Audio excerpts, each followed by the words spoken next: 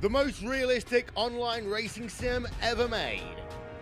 This is iRacing.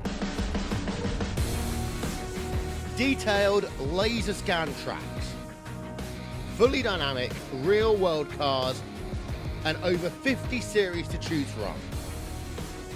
6 online world championships offering over $100,000 in annual prizes.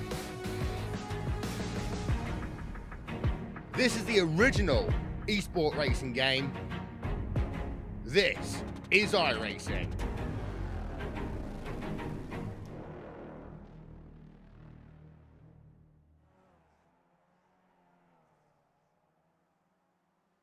And welcome, race fans, to round 9 of the Karts to Computers iRacing series.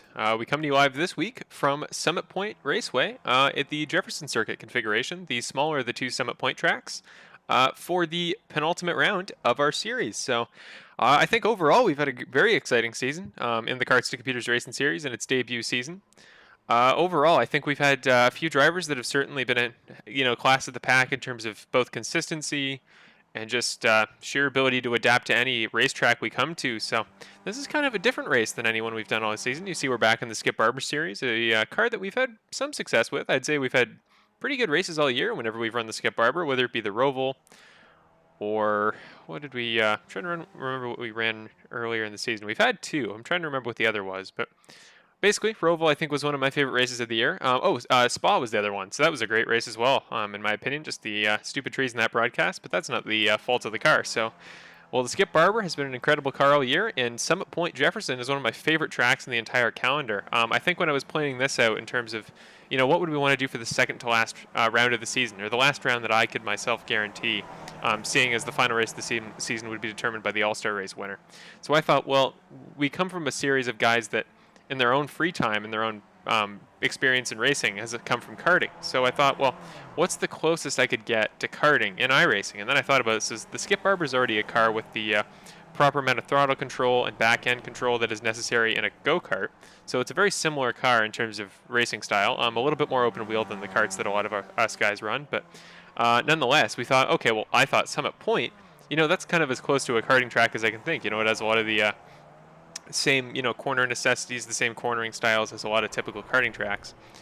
It's a very similar landscape actually as well, and it's perfectly short enough to kind of look like a go-kart track. We're going to be running laps here solidly under a minute, which really at any road course you don't tend to see, especially not in a car as relatively slow to others as the Skip Barber is. So I'm looking forward to a great race tonight. This is one that I have plenty of experience of again, so hopefully I can give plenty of insight into the mind of the drivers. We've done 2 practice races this week as well, and they were both absolutely a blast.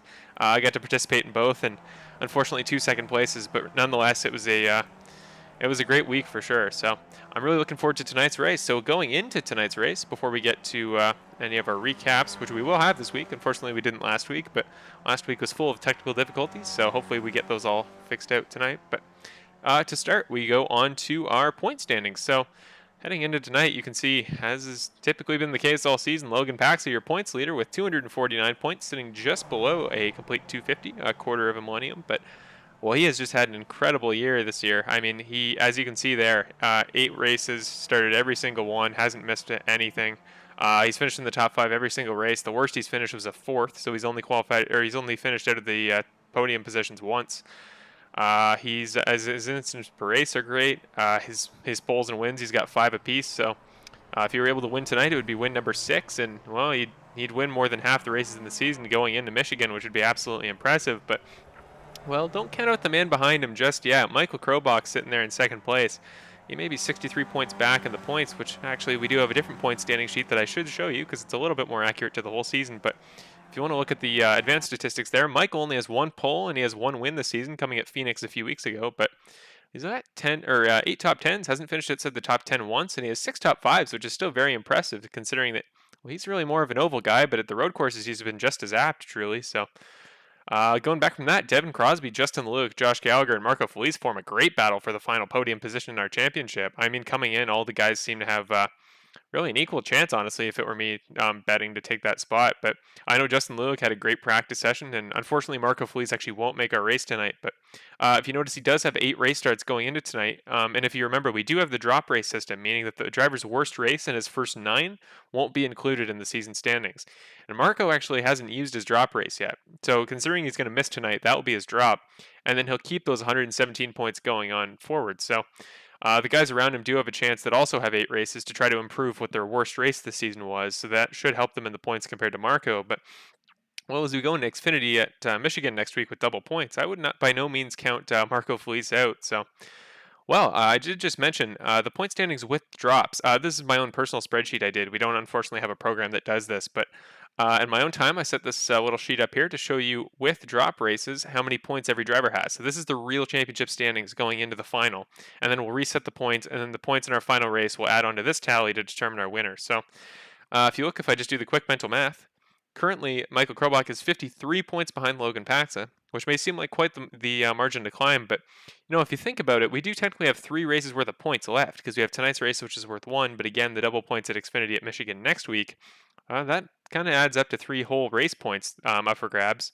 So really, with Michael going to a track he's experienced at, I mean, he won the All-Star race and picked our track for next week, so as he goes to a track and a car combination he's very familiar with, you got to think if with a good finish today, Logan's going to have a bit of an uphill battle to climb if he wants to be able to properly hold his first place position and win the championship in season 1 of the Karts Computers iRacing series. So I'm really excited with our championship battle tonight. Unfortunately, no driver interviews pre-race, but we will of course have them after like usual. So there is your points tally. That could very well change tonight. Actually, as you see, Marco Felice is actually up to 5th in this tally with the drop races included. So, well, even though he's not going to make it tonight, still could have a very good finish to the season for him. But well, as we do every week, we will now have our recap of round 8, our IndyCar race at Daytona from last Saturday.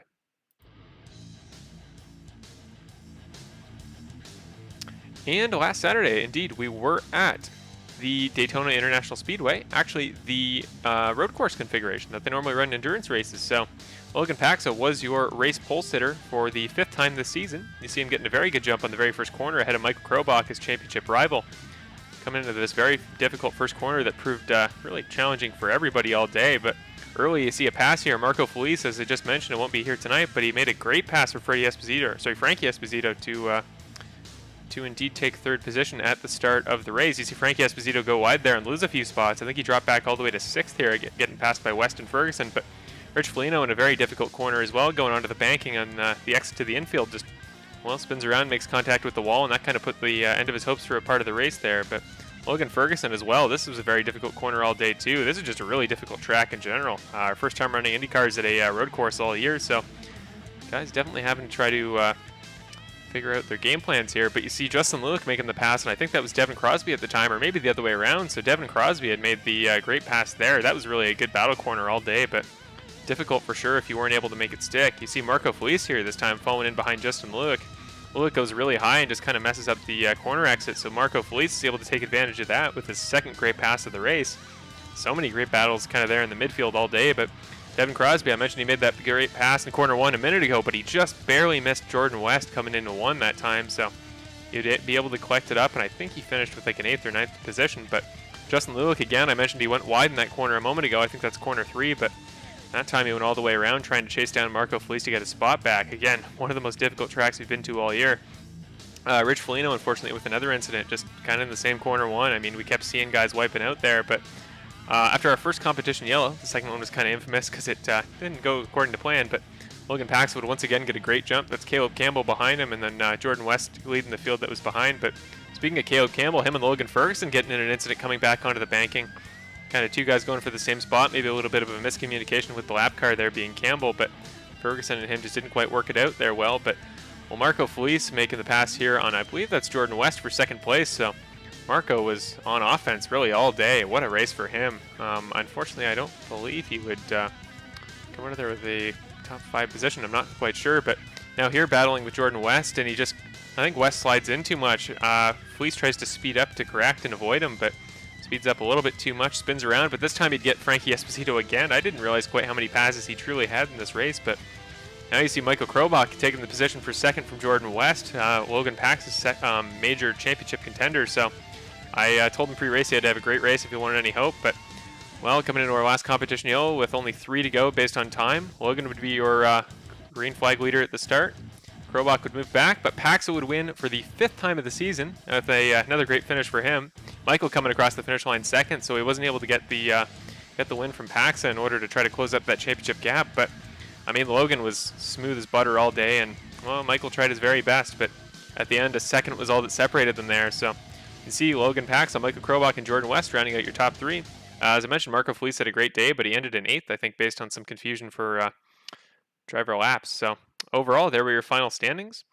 And now, as we head out of that, I should just mention again, that was really one of the more difficult tracks we've been to all season. I thought it was a great race, but it was a little bit treacherous at times for sure. So heading on to our last segment with only a few minutes left until our race begins. Qualifying, I should mention, is in the background as we speak. Let me first off, I always check to see if it'll work, but can we get our race information slide up for tonight? No, we can't. So, it's always worth a shot. It's the one that occasionally works if it feels like it, but not typically. So, well, the only final spot we have to go to before our race begins is our track lap here of Summit Point. Sorry, got cut off there, ladies and gentlemen, but we are at the Summit Point Raceway Jefferson Circuit here. So we are on board with Jordan West tonight. He mentioned in his interview last week he was feeling really confident coming into tonight, and he has a lot of experience here. So coming into this very difficult first corner, honestly, there's about a 3-gear down ratio that you got to make in that first corner in order to get down quick enough. But this as well, lots of difficult little tight winding corners that you do in the same gear, but every driver kind of takes it a little bit differently, and that's what's so interesting about the line here is you come up to the top of this blind hill, which for a lot of incidents happening in this corner can be really dangerous if you're not able to interact, or sorry, I should say react in time. But well, Jordan taking the safe route there, getting off the curb a little bit just to try to make a safe entry. He was on cold tires, I believe, when he ran this lap, so always the best thing to do. But most difficult corner of the track, and the one that I'm sure we'll see many incidents on, is this kind of drifting uphill left-hander back across the finish line. He made it look easy there, but my goodness, as you come up to pit entrance there, it can be tough and pretty tricky to try to figure out. So I will just quickly throw up a map of the entire Summit Point Raceway Jefferson Circuit there. So only a 7-corner track. One of the shorter ones will be to all season, as I mentioned. But really, anybody with a good understanding of karting will know that well, karting tracks do tend to be pretty short, like this one, and certainly not a ton of corners. At least in my own personal experience of racing, haven't really gone all around the world to kart, so I'm sure there are massive tracks, the likes of which I've never seen. But at least in my experience, this does look like a pretty typical kart track. So for our kind of karting simulation race tonight, I think we've chosen a pretty good venue. So, well, with all of our pre-race out of the way, we will now put up your timing tower to see who has the pole at for tonight. And, well, as per usual, I mean, I feel like once again, I do say this all the time, but, well, Logan Paxa should be your pole leader tonight, at least provisionally, unless Michael has yet to run one of his 4 qualifying laps, and he is able to run 3/10 quicker than his best, which well, it'd be quite the improvement, but I don't think he has any laps remaining. So if this is indeed correct, Logan Paxa would take the pole, and considering he won both of our practice races this week, he is once again looking primed for... that was kind of an accidental pun there. Sorry, ladies and gentlemen.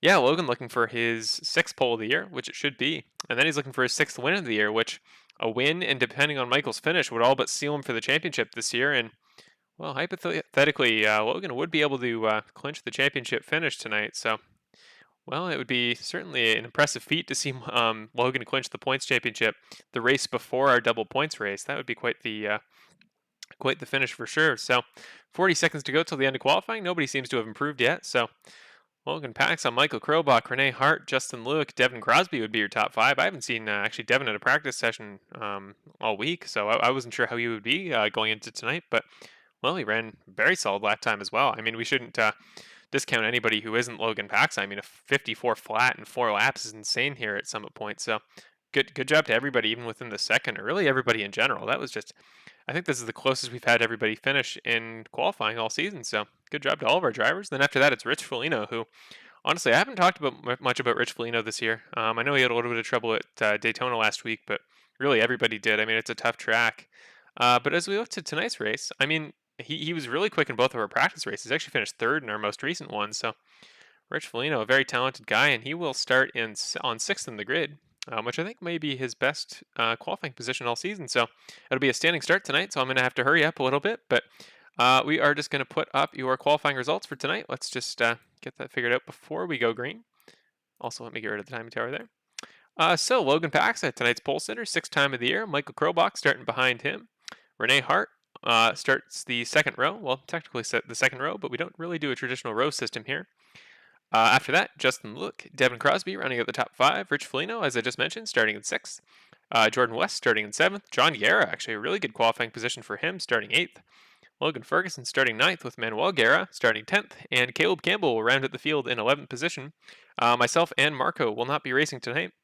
Marco, again, because of technical issues, and me because I don't run in this series. So, well, we will head up to your leader, Logan Paxa there. Once again, we head back to the Skip Barber, so drivers are back to running their prime entries, which means I got my work cut out for me from a broadcast perspective tonight, but well, let's just get that kind of rear view and see the field all setting up behind Mr. Paxa here. So that's Logan there in the red and white entry. To his outside there, or I guess, yeah, to his outside relative to the next corner. And the light blue entry there is Michael Krobach in the 72. Back behind him is Renee Hart in the 3 car. Justin Lewick in the Red Bull there, next behind him. Devin Crosby in the, I'm honestly not sure, he's a Honda, but I don't remember what his sponsor is exactly there, in the 63 car. Rich Foligno in the Mountain Dew number 80. Jordan West also in a prime entry in the 68. John Guerra in the 19. Logan Ferguson in the 89 car. I believe it's a Dale Earnhardt Sr. entry. Actually, no Manuel Guerra at the moment, so my graphic just decided to flip out there. But in the Castrol green and red and white 95 car, Caleb Campbell will round out your field. So we're getting ready to go green here. Let's head to the wide shot. Let's get ready to go. You see the lights counting down. Somebody's jumped the start. Justin Lewick got on the gas too early, but green flag here. The lights go out.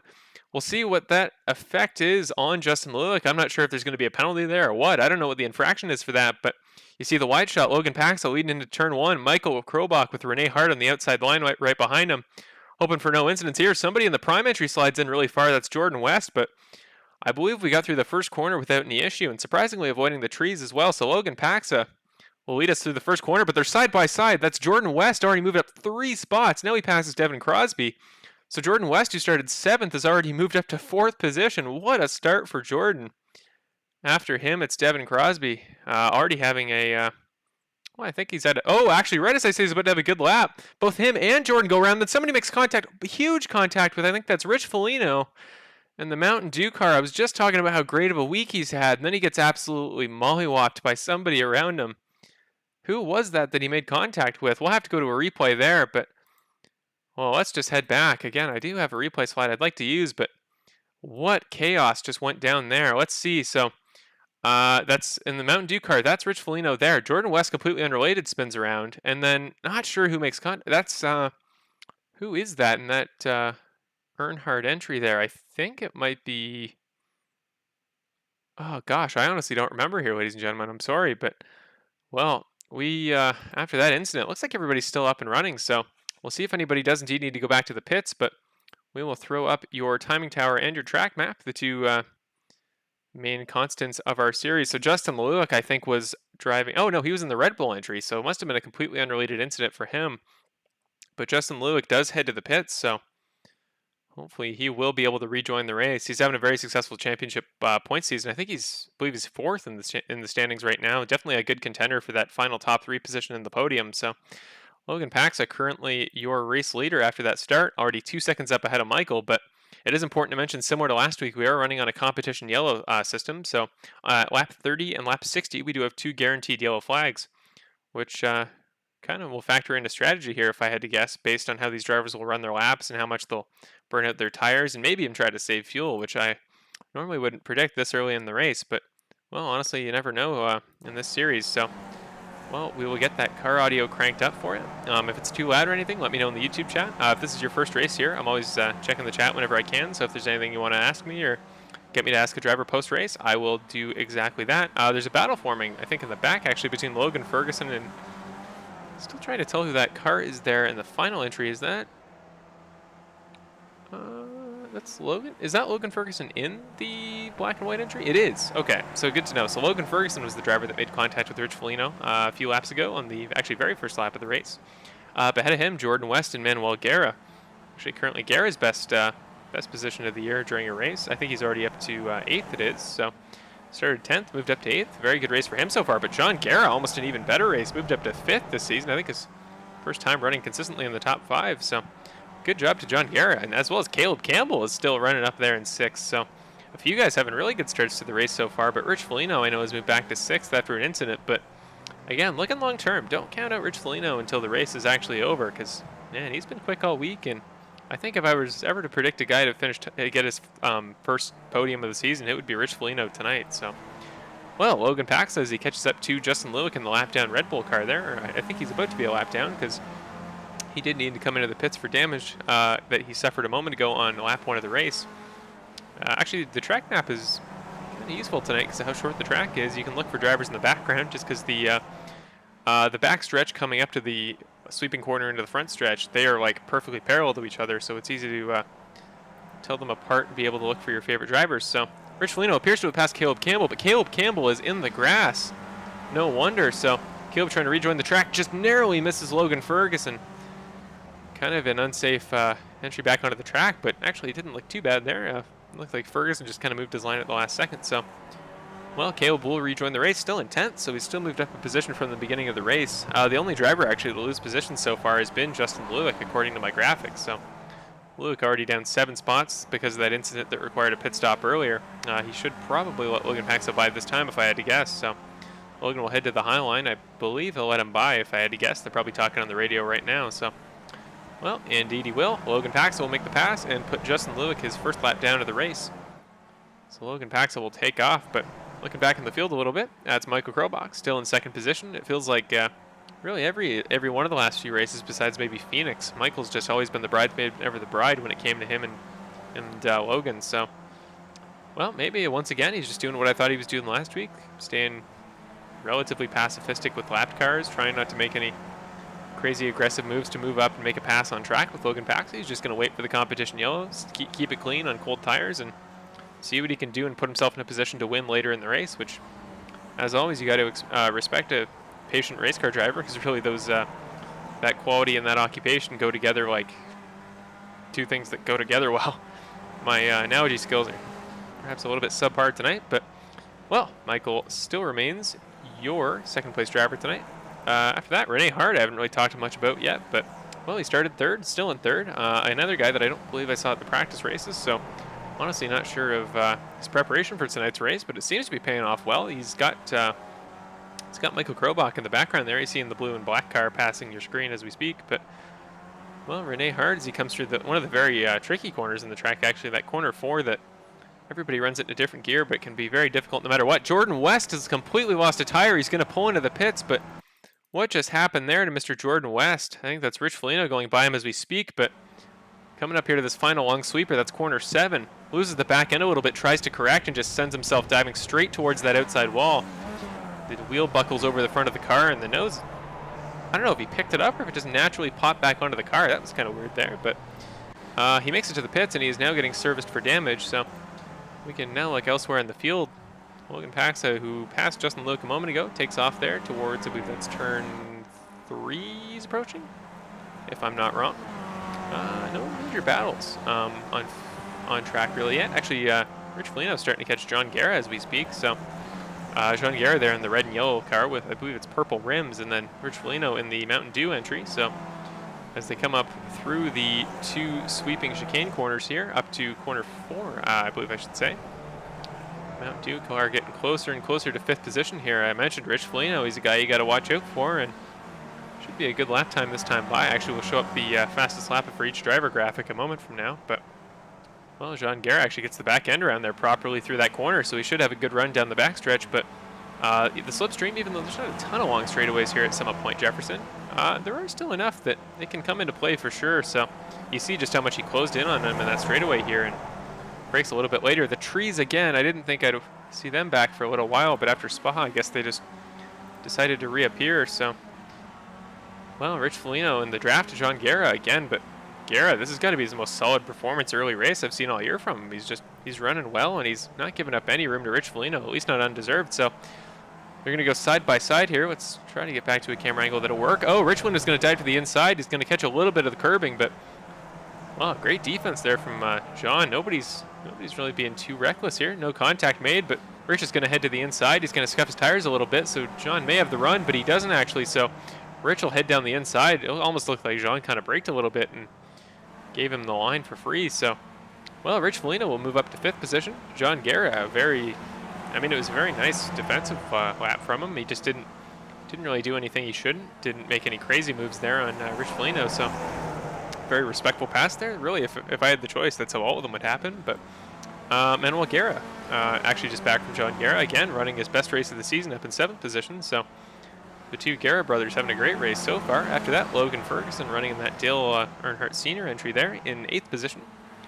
He has moved up a position from 9th at the beginning of the race, but he did have a collision with Rich Foligno a moment ago, so it doesn't look like he has any long-term damage from that. But Caleb Kimball behind him gets in the grass a little bit on corner exit, but he is actually attempting to chase down Logan Ferguson quite quickly. So I think Logan I don't believe he pitted at any point, so he probably has a tire disadvantage to Campbell, who I don't believe has had to. And again, as I mentioned a little bit pre-race, the older your tires, the quicker they are here at Summit Point Jefferson Circuit. So Logan is trying to break away from Caleb, but I believe this will be Caleb's first main on-track pass for a position all season. I mean, the Indy race at Daytona was a little bit tough, really, for everybody, but I think Caleb specifically just kind of drifted back a little bit at the beginning and then was never really able to make up time in anybody in front. So, well, now he's having a very solid race, and with both Justin Lewick and Jordan West putting themselves out on lap 1, as long as he's able to stay ahead of Logan Paxton before the competition yellow, he could have a very good night ahead of him so far. But the trees once again are going to get blocked, but you can see him in the background back onto the straightaway. That is a horrible camera. I'm not sure why they're okay, wow.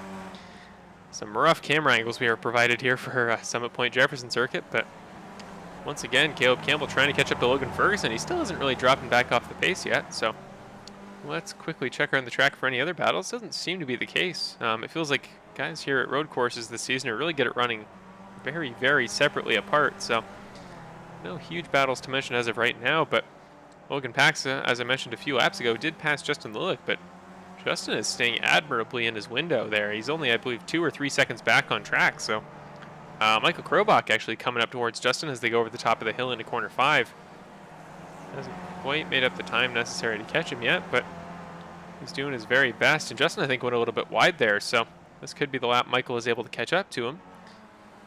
Well, maybe not quite. That's a little bit further than I was anticipating, but with the further camera angles, it can be a little bit tough to perceive depth. So, well, Michael comes through the final corner, and I believe we are beginning lap 13 as Logan crosses the line. So, again, competition yellow on lap 30, so that's kind of the first main marker to mention this race. So, sorry, ladies and gentlemen. The little issue we used to have there is back, but Caleb Campbell still catching Logan Ferguson, but the two of them have the race leader getting closer and closer to breathing down their necks as we speak. So, hopefully they don't really inhibit Logan's, his racing line in any way if he wants to continue to pull away from Michael Krobach, who, let me just quickly check the gap there. So it goes over 5 seconds, I believe, for the first time in this race. So, well, Michael's just hanging around, kind of in his general vicinity, but nowhere quite near a position to start a battle. So you see Michael in the background, that light blue car, the final one on the straightaway, and then Logan Pax obviously in the red and white entry, that prime car we see here, one of 2 in the field. I believe Jordan West is the other, but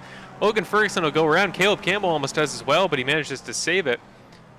Let's just quickly go back to a replay there with Logan Ferguson. So we come around corner 7. He's got Caleb Campbell somewhat in his line of sight, but comes off the curb, makes a little bit too much dirt contact. Oh, he just catches that little lip on the entrance to pit road, and man, that had huge repercussions with his turning radius because it just shot him around to the inside of the track. Manages to regather it. Let's see if he's still running at pace.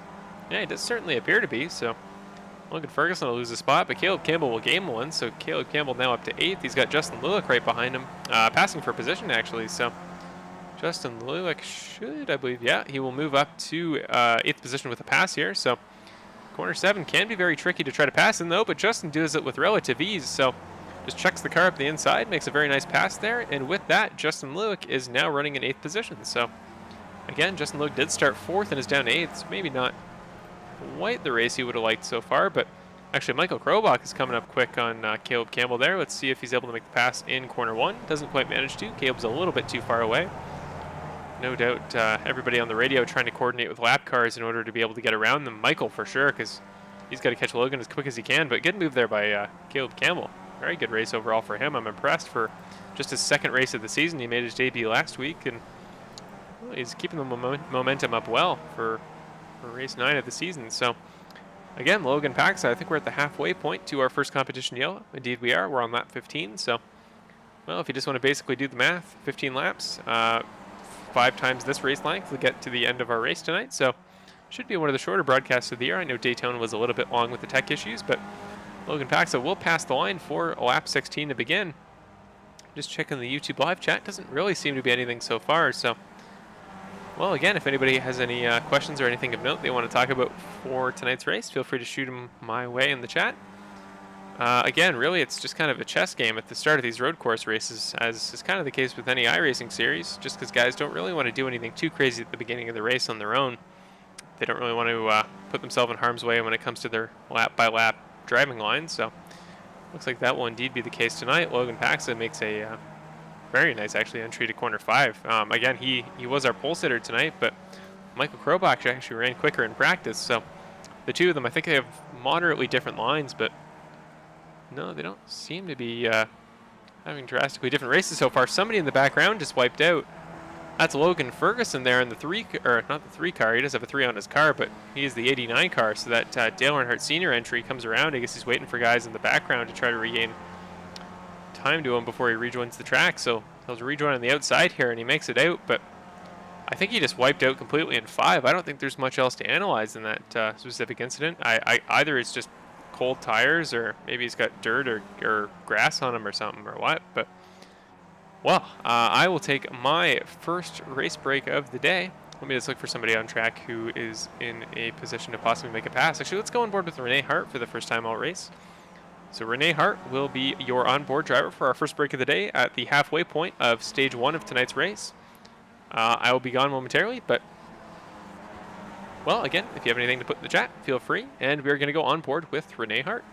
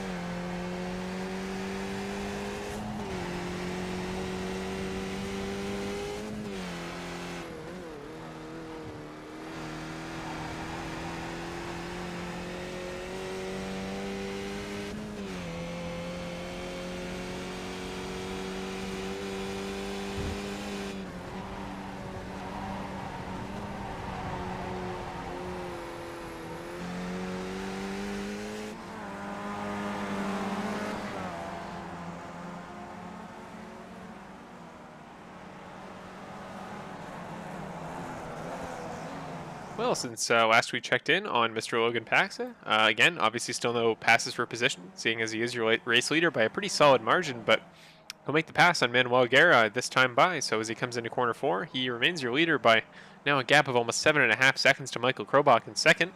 Behind Mr. Krobach, it is another 7.5 second gap to Renee Hart in third. Devin Crosby in 4th position right now. Still, again, running a very moderate but equally segmented margin back. It looks like everybody is about 5 to 7 seconds apart from each other, and then you get to Rich Foligno, who's actually 10 seconds back, and after that, Jean Guerra is the last car in the lead lap, but I believe he is a moment away from being passed by your race leader. Logan Baxa actually just has been, so sorry, that's, no, he hasn't, sorry. My bad there, so Logan Baxa, you can see him in your peripheral, that bright yellow and red car with the purple rims is being caught up to by Logan Baxa, so Baxa hasn't quite made his way up there yet. No doubt he is attempting to chase him. Really, every car Logan can put a lap down will help for the competition yellow, because one less car you have to worry about in the grand scheme of things, and the last thing you want if you're a car on the lead lap is to be passed to go a lap down before Logan gets to the 30th lap of the race. Quickly, I will just discuss strategy for tonight's race, because really not a thing I've talked about too much tonight, but in our settings, we have set each car to only have a limit of their fuel to 50% of their full tank, so basically the idea behind that being these cars, because they just kind of have decreased power to a lot of the ones we see all season, so think about how quick the IndyCar is, and as such how much power you have to put into it. But with the Skip Barber, you can go quite a while on a tank of gas, so because of that we've only put it to half, and I believe in my own testing you should be able to go to probably just the competition yellow until you have to refuel. I mean, I don't see a reason any driver would come in the next few laps. One thing I should mention though, one rule we've changed from last week out of fear of guys doing what Logan Paxa and Michael Krobach did in our first competition yellow, that actually eventually I think possibly led to our technical difficulties we had with iRacing. But our rule this week is you are not allowed to pit after lap 26 or 56 before each respective competition yellow. So you see John Garrett going to move to the inside there and allow Logan Paxa to get by. But yeah, so the new rule is that lap 26 and lap 56 is your last lap to come in for tires and fuel on each stint. So the idea behind that basically being, well, that way you got to plan your strategy a little bit more properly. I mean, because you can come in to get tires and fuel in the competition yellow. There's nothing against that, but the thing is, you can't just come in the lap before, keep your position in the line. You do actually have to like come into the pits and risk losing spots there if you do want a chance to pit on the yellow itself. If you can manage to wait, and if drivers think they could go like 30 laps or maybe even 35, which I think would be on the limit of what you could do with fuel, they could wait till after the caution. I don't see the purpose of that really, because you'd almost immediately have to pit. So presumably drivers that are able to make it there will pit on the competition yellow on lap 30. So no doubt I would expect that to be the case for Logan Paxa, unless he pits right on the fringe of that rule there, and he pits on lap 26, which could be the case. But Manuel Guerra is showing up unusually on my timing screen. He is going off the pace at the moment. I think he was off the track for a second there. He's re-entered. Somehow, whatever he had wrong with his car appears to be fixed, so maybe he wasn't the guy I was talking about, but something on my monitor was telling me that he had made off-track contact, but he's a tad bit off the pace, but it shouldn't be an incident that we need to go check. So Justin Lewick actually moves up to 6th position now. He will pass Jean Guerra in the background there in that Red Bull entry, so Justin Lewick, after a very early race incident, has quite impressively made his way back up through the field. He will now be the first car the lap down, but no lucky dog for tonight's race. So unfortunately, if he wants to make the pass on Logan Paxa on our next segment, he'll have to do it in either through the pits, so he'll have to let everybody else in front of him pit on the competition yellow, and then he'll get the wave round, or he'll actually have to pass him on track for stage 2. So either way, Justin's got his work cut out for him. But I mean, 6th position, even if you weren't able to, that's nothing to scoff at, truly. So, well, we see here again the camera kind of fades out in and out every once in a while, but Jean Guerra with his brother Manuel coming in through the final corner there in corner 7 behind him. I really got to use a different camera, because every time guys go behind the tree, then we completely lose the race feed. So again, just because we don't really have any on-track battles at the moment, we're going to head back up to Logan Paxa. Usually it's times like this when we have our drivers all separated on track and no major talking points to mention that I usually go to a different topic regarding our series. And this time, we have more official news on Season 2. So I mentioned a few races ago a few concepts we were adding to Season 2 of the series, one of which being a longer schedule. We will have a 15-race regular season beginning June 12th. That's Friday, June 12th, 2020 at 7:30 p.m. And I believe the season ends on August 2nd. I honestly can't remember what time that is, but it's like 2.5 months away. I don't think the exact time that night quite matters to our viewers yet. But yeah, so I'm really looking forward to season two. I know we have a lot of new drivers in the works to try to join the series. I know the number one thing that I think I've wanted to improve in the last few races for our series is just our attendance. I mean, tonight we have 11 guys, supposed to be 12 including Marco, but with so many guys dropping out, and whether it be guys that have time commitments or occasionally technical issues, it just kind of sucks that we have to have races that are a little bit quiet like this, with just generally less to talk about and less people to go out there and watch. So one of the big things I want to fix going forward is indeed attendance, and I think we can do that with both a larger number of drivers. But I think the team dynamic that we have going forward, where each driver will be paired up with another to form their team, kind of F1 style, where they share a team color and they share matching car numbers. It should give more of an identity to each driver and give them a sense of importance. Hopefully, that they feel the connection to their teammate, and it adds a whole new layer to our championship points, which are a little bit one note this season, with Logan Pax and Michael Krobach really battling it out at this point. But Michael is going to come into the pits this time by, so lap 27 he felt was the lap he could come in. He was actually, this is the last lap guys can pit for the penalty that comes along with pitting within 3 laps of the finish not coming into effect. So Michael and Devin will come into the pits. Logan decides to stay out, so that was the last lap. Logan has the opportunity to pit, so I guess he is committed to the long haul as they plan to pit on the competition yellow. And I say they, meaning also Renee Hart. Rich Foligno comes into the pits as well, so Krobach now exits the pits in still 3rd position, if I'm correct in that statement, which I believe is the case. Crosby will exit after that, and then Foligno may even get passed by Justin Lewick, who comes around the track this time. So Justin, I don't believe, unless he's able to make a great final few laps stick, I don't believe he'll be able to catch Logan and get his lap back, but you got to bet he's hustling for all he's worth to try to make that happen. So I'm just going to have to look out in the background to see if anybody pits after Rich Foligno, because I think he was the cutoff now that we're at lap 28, and any drivers who do come into the pits will be doing so with a 1-lap penalty at the end of the race. So Rich Foligno now exits in 7th, a little bit of a longer pit stop actually. I wonder if he had lingering damage from that earlier race incident with Logan Ferguson. So gotta assume that would be the reason for the long pit stop. There's not really a huge variation in tires and fuel. So Caleb Campbell actually comes in this time by. Oh, he is a lap down, so he is still technically under the proper rules for the race. He won't receive a penalty post-race because he is a lap down, and this is technically the proper lap for him. A little bit late in the race, so I would have preferred he didn't pit this time, but I mean, sitting there with Logan Ferguson on the same lap as him, I'm gonna give him a pass this time, just based on like the lap he is on being a lap down and all. But actually, Justin Lillicup did make the pass on Logan Pax's, so he should get his lap back. Wow, props to Justin. I must have completely missed that, but Justin Lewick does indeed get his lap back and will now take over 5th position purely on the lead lap. So props to Justin. I mean, the guy has had a great race so far after recovering from an earlier incident, which, I mean, Justin had a few last week. Not Justin Lewick we're on board with right now, but Justin had a few incidents last week. You saw him in the pre-race show. He was that orange and black Aero car, but with a few incidents in certain corners, he managed to make it work. And well, at the end of the day, he did have a pretty good race overall. So we come now to our competition yellow. Our first event here is Logan Paxton passes for lap 30. So we will go to commercial and come back a moment from now under yellow with our first competition caution of the day. The most realistic online racing sim ever made. This is iRacing.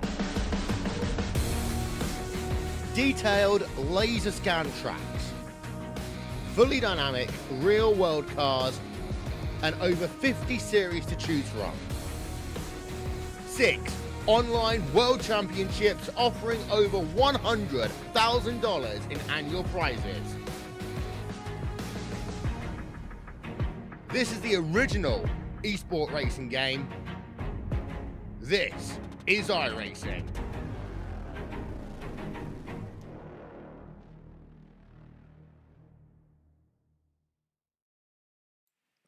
And we are back live at Summit Point Raceway, the Jefferson Circuit configuration, for our first competition yellow of the day. So we'll remove our graphics from the screen. That is Logan Pax actually just passing behind the trees now. Those classic trees you see so often at road courses. Once again, absolutely brutal to deal with on a broadcast, but There you go. You see our tonight's Porsche pace car pulls out of the pits and will pick up Logan Pax as your race leader. So you'll see him go by in the background, but Justin Lulick, actually, maybe you won't, but Justin Lulick will get his lap back tonight. So impressive job from him for sure. I mean, he was, I think, about 5 seconds behind Pax on track, and he was able to make that time back up, get his lap back, and now he will move to the tail of the field, but will gain about 50 seconds of track pace to Logan Paxos. So props to Justin Lulick for sure. I mean, he's still in fifth position, but he will make up a bunch of ground to tonight's race leader. So actually back in second position, it's no longer Michael Krobach like earlier. It is now Rene Hart there. So Rene Hart, I mean, he won our race at Okayama earlier this year, if you remember, on fuel strategy. So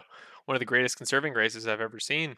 But he was able to make that stick. So you got to think tonight he would be able to do something of the same if he was able to plan out his pit strategy, because he didn't pit on that last segment, so he will no doubt need to pit this time with Logan Paxa during the competition yellow. Because again, I think there's just too many laps to manage to make it on fuel if he didn't pit. So Logan should come in this time. He will indeed. Will Rene Hart pull in with him? Jean Guerra will as well. So all three cars will come into the pits, get fresh rubber as well as increased amount of fuel. So that means that Michael Krobach, who's currently on the backstretch, I believe, should move up a position. But actually, Logan may take the position back clean. Michael is being held up by somebody there. There's some confusion there for whatever position Logan Ferguson's holding down. So I'm not sure what's going on, but Paxa and Hart might take the position back clean. Paxa pulling out of the pits now, as well as Jean Guerra. So I guess in the battle at a pit road, he will maintain that position. Now Michael Krobach and Devin Crosby will move up. I wonder if he ran out of fuel, actually, for Logan Ferguson. I wouldn't have thought so at this point, but Paxa and Hart will re-enter the track on both new tires and with more fuel. So not sure what confusion happened there, but it does not bode well for Mr. Michael Krobach, who will restart the race third with admittedly quicker tires because they'll be warmer, but we see Justin Lulick, Jean Guerra, and Logan Ferguson coming into the pits. Sorry, that's Manuel Guerra, the other of the two Guerras. Jean, I think you can see him in the background there in the yellow and red car with the purple rims, has already pitted as well. So, well, we get ready for our next green flag start of the race. I don't believe we're under one yet, but guys are certainly running quick. So I don't believe they are. I think they're just catching the tail of the field here. So are we getting ready to go this time by? This is a very quick start for sure. We are indeed. So green flag this time. Logan Paxel will return after our competition yellow. I think there was some confusion there as to when guys were going based on driver position, but Michael Krobach starts third. Rene Hart starting ahead of him. Devin Crosby, who actually once again made up a ton of track position on that last caution. So he will start making up room to Michael Krobach. Oh, I did forget he has internet issues, so don't assume that everybody just crashed like it showed on screen. Oh, we have completely lost him, so everybody's slowly returning, hopefully. I made the mistake as usual. Picked a driver with questionable internet quality, so there we go. Okay, I'm hoping tonight, ladies and gentlemen, for a race without any major technical issues. We've had a pretty flawless race so far, but hopefully that intends to continue going forward.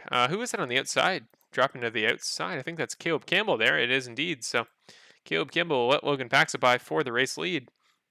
Oh, let me just throw up the track map there. I know there's a few people in the broadcast who really like using it. We have another caution out, actually, I think. Not sure what's happening. I don't know what is happening with the race feeds. Right, ladies and gentlemen. Right as I said that hopefully we don't have a technical incident tonight. Well, we have indeed. So everybody has dropped completely off the feed for me, so there we go. Everybody's slowly coming back. We are under caution once again, so looks like they have decided to throw the caution on track and bunch the field up again.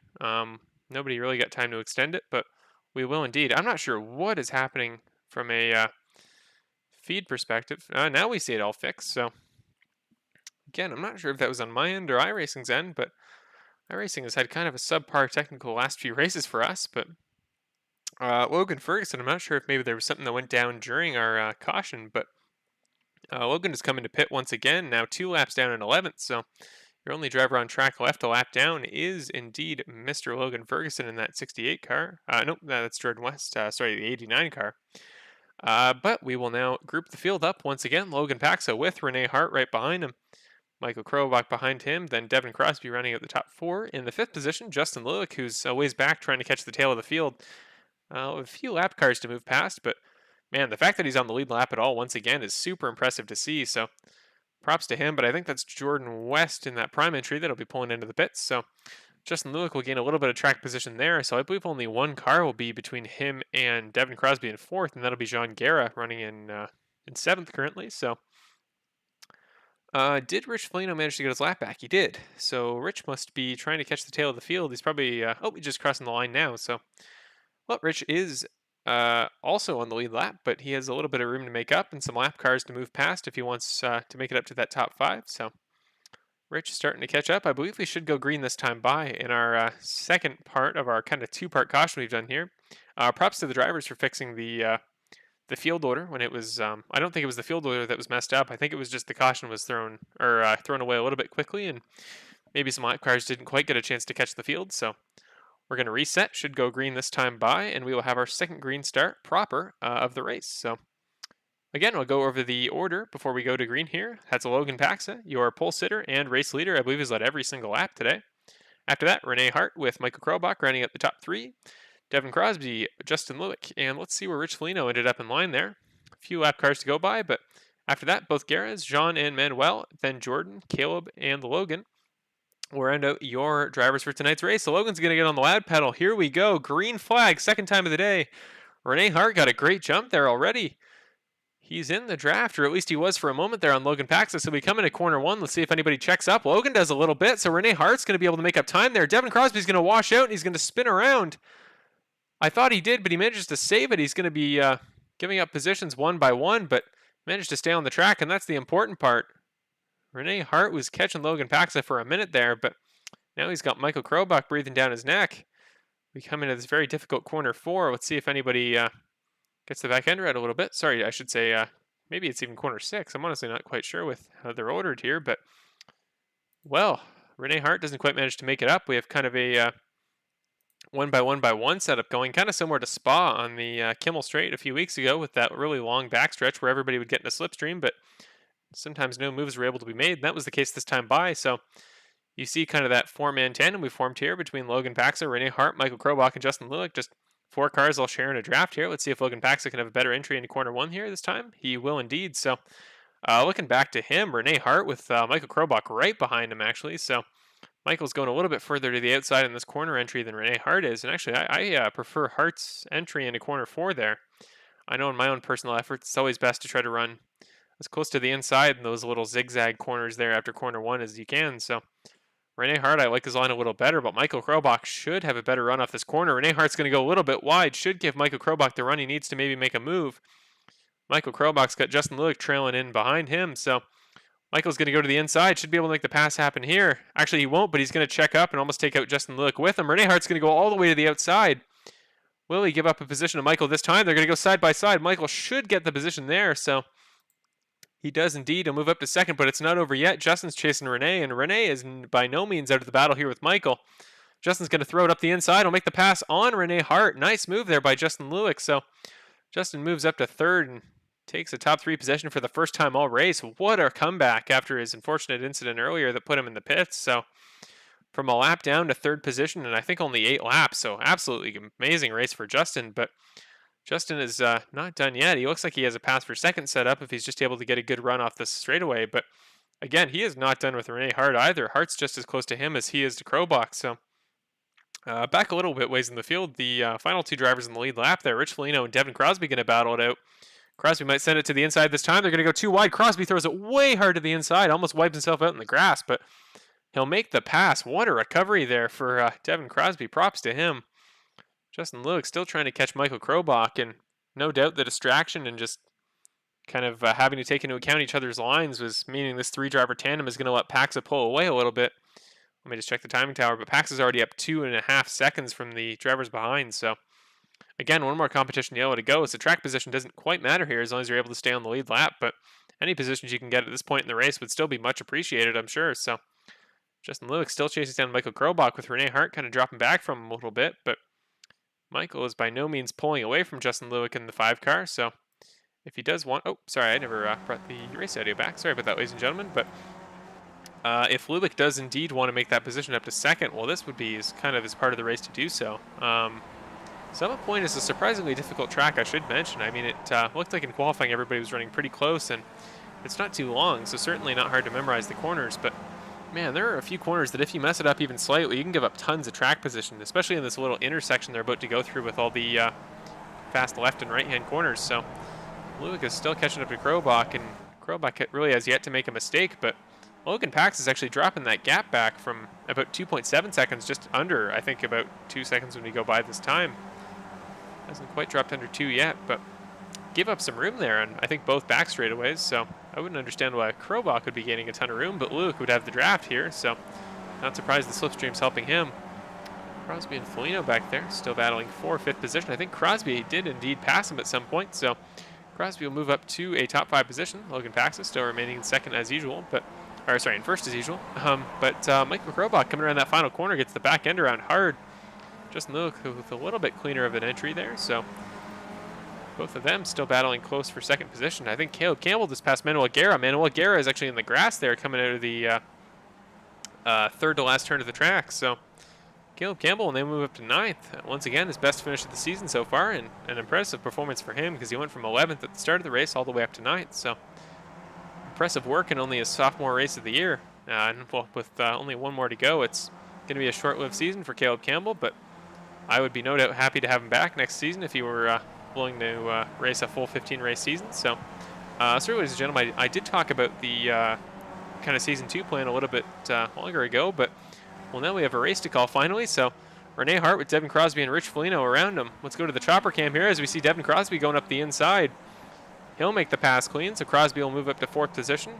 Rene Hart moved down already 2 from our last green flag start, so now he's going to have Rich Foligno breathing down his neck, probably going to head to the outside. You got to wonder if it's just a case of the age of his tires, or I'm honestly not sure, but Rene Hart was running really quick at the beginning of this race, but now he's kind of hemorrhaging positions to those around him, so hopefully Rene Hart's able to get it figured out, and we're going to have a clean battle for either 4th or 5th. It looks like in this case a battle to try to maintain his position for 5th because Foligno's catching and Crosby's kind of pulling away, so let's look up a little bit further in the field. Let's see how far ahead Michael Krobach's gotten from Justin Lewick. Certainly not catching him all too quickly as Justin Lewick to Michael Krobach, but he's already got a second in this last stint from right when they were right next to each other, has Michael Krobach, so he's gapped him by about a second, but actually he's also catching up to Logan Paxa as well. Let's, for the first time all race, I am going to throw up our time tracker, so there we go. Let's check the lap times between Logan Paxa and Michael Krobach. So on our first lap of the stint, we had Michael going a full 8/10 slower than Paxa at the very start of the stint, but actually Paxa's kind of started to slow down there. He only allowed 4/10 to Michael Krobach on lap 39, which is actually quite a surprising amount for a lap after a 53.7, then runs a 54.1, which quite the drop off for some reason, but then he goes right back into the 53s, but Michael's still running just barely quicker. Actually, lap 41, Michael ran a 53.760, or sorry, 560. Wow, so Michael running some quick times back there, but that makes it even more impressive that Lewick is able to start catching him again. So fastest lap of the race, I just mentioned, lap 41 to 53.569 for Krobach. So impressive lap time there. He's doing all he's fighting for all he's worth to try to make up that position to first. So Lewick has actually caught him in that last time by. We'll see when they cross for lap 43. Fastest lap of the race again. Krobach runs a 53.432. I think my personal record here is only like a 53.350. So he's coming closer and closer to a time I'm very near and dear to. So, well, Michael is having an incredible stint here so far. Again, a 53.432. It doesn't get much better than that. Let's see compared to Paxa how that was last time by. So Paxa, he ran his best lap of the race actually at 53.547. But well, in terms of the ceiling of these drivers' race pace and just how quick they can actually go, looks like Michael Krobach might have a little bit more pure pace than Logan Paxa does. So not to insinuate necessarily that this battle is going to be happening all too soon, but Rich Foligno is actually in the pits, I should mention. So I'm not sure if Rich had damage or what's the case, but he's going to come out right in front of the leaders. We'll see if he's able to maintain his lead position. You see right there, that's the red and white car of Logan Paxa. So he's got to get up to speed quick if he doesn't want to lose a lap like Justin Lewick did. But I mean, Lewick was able to make his lap back up in that similar scenario. So I don't know, maybe Rich will be able to pull a Justin in the case that he is passed, which I'm not even sure will be the case yet. Because again, Rich is kind of my dark horse, really is dark horse winner for tonight's race because he's had an incredible week of practice. Oh, we've lost the driver feed once again. hopefully they come back a second for now. Yep, the connection to the drivers drops out every once in a while. Hopefully the stream is pretty clear, but I've had a few internet issues on my end today, but I'm not sure if that's the case of their internet or mine, because I feel like the graphics are surprisingly smooth if that were the case. So, sorry, ladies and gentlemen, everything's just got to kind of reconnect for a minute. Looks like we've got everything back in order. Hopefully the audio is all good tonight, guys. I haven't checked the chat in a little while. Still no chat messages to read. Actually, I think my YouTube feed is glitched or something, because I haven't seen a chat update in forever, and it says the incorrect viewer total. So I don't know what's happening on my end, but important to note, Michael's dropped, I think, a full second on the timing tower to Logan that last time by. So we will once again check the lap time graphic. Let's see what happened that last time by. So yeah, dropped 5 tenths, or almost 6 tenths did Michael Krobach in lap 45. So we come to the halfway point of the second stint with only 15 since the last competition yellow and 15 to go until the next one. So really the way the strategy ends up is that, well, this race does end on, oh, there we go. My chat is finally reconnected. So for the most part, I answered all the questions. Just a few cheers for various drivers throughout the race. So Logan still keeping his gap pretty open to Michael Krobach. Actually closed it in about 4 tenths that last time by. Lost my train of thought there. What was I going to say? Oh, I've completely had a brain fart a little bit, but your top 5 still remaining within, oh, I think within eyesight of each other. About 8 seconds back is Rene Hart from your leader, Logan Paxa. But Rich Foligno, again, kind of that mysterious pit stop that put him, well, right in front of Logan Paxa, just in the wrong manner, because, well, he's not trying to keep his lead. He's trying not to lose a lap here. So not sure what the case with Rich was. I'll have to talk to him after the race about that. But the 11th place car seemed to go off track there for a moment, but I think that's Logan Ferguson, but he was able to recover it, so it doesn't seem to be a major incident thus far. Let's actually head on board with Michael Krobach for a little bit. Not like completely on board, but we'll follow in behind him, see what he sees ahead of him. Looking in front, so that's the back of that white car up there is Logan Paxa, the car he's trying to chase, so that kind of puts into context just how close they truly are for this many laps into a stint. This is lap 18 after our competition yellow, so Michael is hanging in there with him, and he was running quick a moment ago. I think he still has the fastest lap of the race. We can actually put that up on the timing tower, so there we go, fastest lap. Yeah, so Michael Krobach with the fastest lap tonight, but Paxa at some point also ran a 53.451, so Logan Paxa will finally make the move on Rich Foligno up in the background. So Rich, after starting, I think, 4th on the restart, will move all the way back to 6th position still, but loses a lap in doing so. So if he's able to pit for a specific strategy, he may be able to get the pass made on Logan on the competition yellow. But for the time being, he will go a lap down, meaning that only 5 drivers are left on our lead lap. So looking at the other drivers' fastest laps, the top 7 all with 53-second laps. So impressive pace from everybody today. I'm really impressed with how consistently everybody's running and how close this battle truly is. So, well, if we put this season in a bigger picture, as we just take the laps down there for a second, but if we take the season in a bigger picture, referring to the point standings from pre-race, again, Michael is 53 points behind Logan Paxa, with only this race's points and the Xfinity race at Michigan's to go. So if I had to guess, a win here for Michael would probably gain him about 8 points to Logan in the standings, if he were able to. So that put him about 45 back. And then as we go to Xfinity at Michigan, well, that's, I mean, the points are doubled. So he'd probably need about 23 points difference in order to win, which would borderline mean that Paxa would need to crash. He could start the race, but he would actually need to have an incident early in the race, and Michael would have to just have one of the greatest spectacle races we've ever seen. He'd need to run the quickest lap, no incidents, most laps led. Like, he would have to have an absolutely insane performance in order to do it with the double points. So it is still absolutely possible, but the more positions Michael can move up ahead of Logan in this race, the better his chances are going forward. Championship battle, again, is I guarantee you, ladies and gentlemen, it's not all but over. I mean, Logan has had an incredible year, and his points tally looks certainly impressive, but again, I wouldn't count it over till it's over here. So, well, speaking of over, we are 2/3 of the way through tonight's race. It's actually starting to fly by, only 47 minutes in, so should be a fairly short broadcast tonight, but hopefully it's been an enjoyable one. I think, again, as we refer to this as the race most similar to karting all year, again, running in cars that drive like karts in real life and running in a track that kind of reminds me of several kart tracks I've been to. So, well, hopefully this is a good showcase for these drivers of really they're the same abilities that they can apply to karting. I'm not suggesting that the order of how good drivers are in real life and their karting talent or their karting skill is in order of the race finishing positions. I'm by no means suggesting that. But what I am saying is that I think a lot of the skills that apply to karting, whether it be throttle control or kind of quick reaction timing or hand-eye coordination in terms of seesawing the wheel back and forth, I think a lot of those are put on display here in tonight's race, and the fact that Logan Pax is succeeding so much is no doubt probably thanks to the fact that he's probably a great kart racer in real life, if I had to guess watching him all year. But racing against Michael in my own personal time, I think he's one of the few drivers. Oh, we have completely lost our feed, so hopefully that comes back momentarily. Luke was just about to make a pass in Crowbox, so hopefully this returns momentarily. It doesn't appear to be, so... Okay, well, this, as I was saying earlier, I didn't want to jinx it, but I was hoping no at all. Oh, we were also losing feed on the stream, so must have been an issue on my side.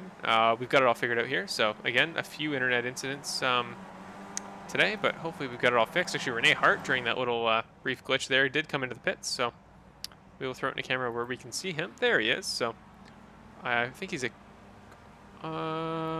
oil sponsor in that green, white, and gold car. Can't quite remember which one, but well, Logan Paxa, as he comes to begin lap 53. Again, we're going to drop out. It is internet issues on my end, which means the stream quality is probably dropping. We'll take a minute. I'm just going to reset a few things in the background. Hopefully we can get everything set up without the need for a break from the action.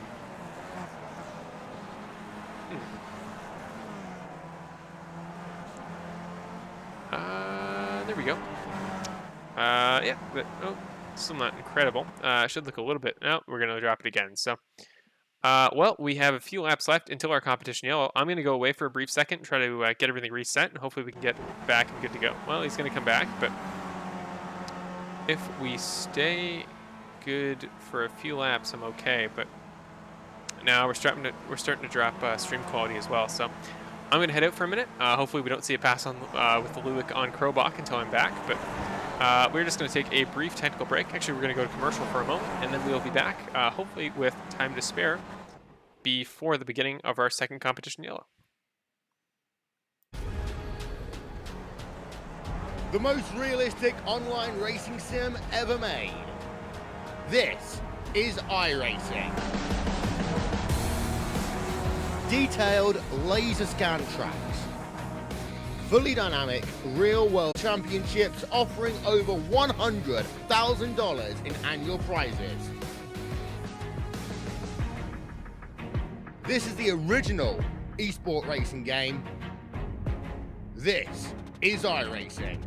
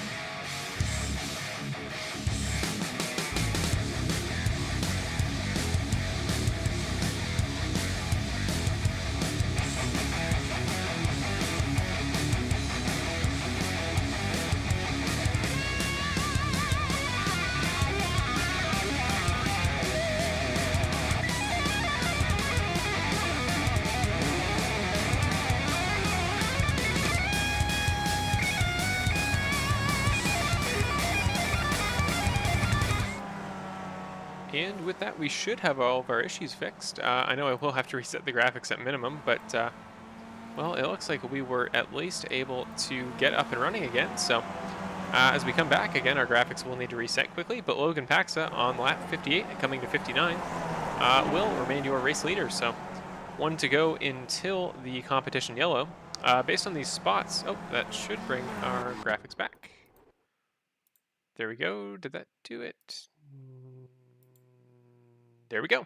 Awesome. So that was one of the quicker ones we've had, and we dropped out for a minute. Oh, it's back to being a little bit rough in spotty. So again, apologies, ladies and gentlemen. I'm not sure what is happening on my end. Having a lot of technical issues, but everything is kind of slowed to a halt. I know the frames on the broadcast as we speak are probably a little bit sketchy. So, oh, everything will attempt to reset.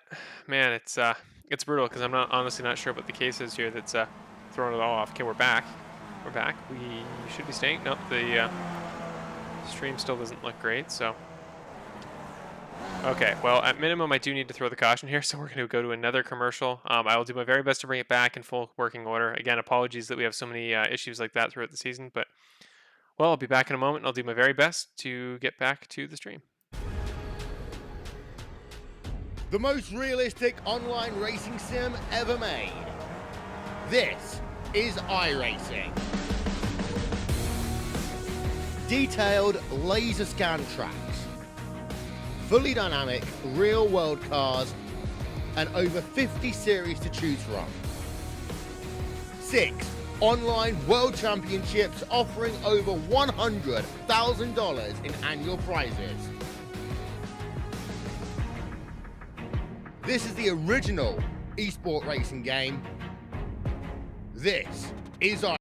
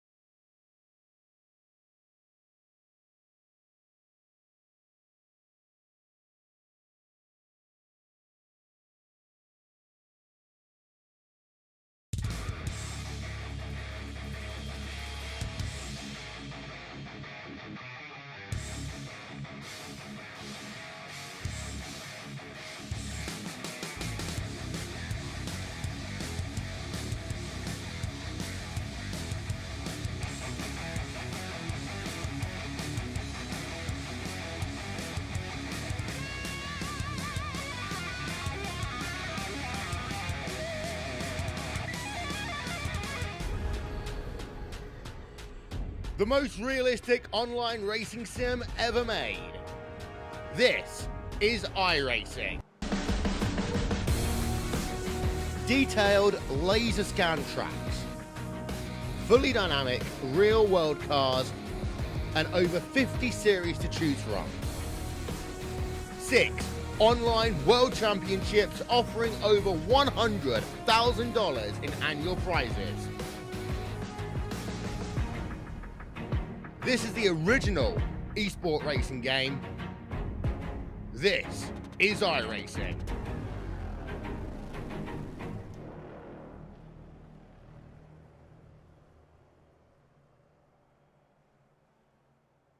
And we are back, or at least we hopefully should be. Let me just get my background off there. There we go. So sorry about that, ladies and gentlemen. We had to do a complete reset on my end, but as far as I'm concerned, the quality on the broadcast should be back. Hopefully everything is set up and all right. We're getting ready to go green once again. During the pit stops, Michael Krobach and Justin Luke, thanks to pitting earlier in the stint, then Paxa, Crosby, and Hart, they did gain the track position here, meaning Michael Krobach, for the first time in this race, will lead us to a green flag.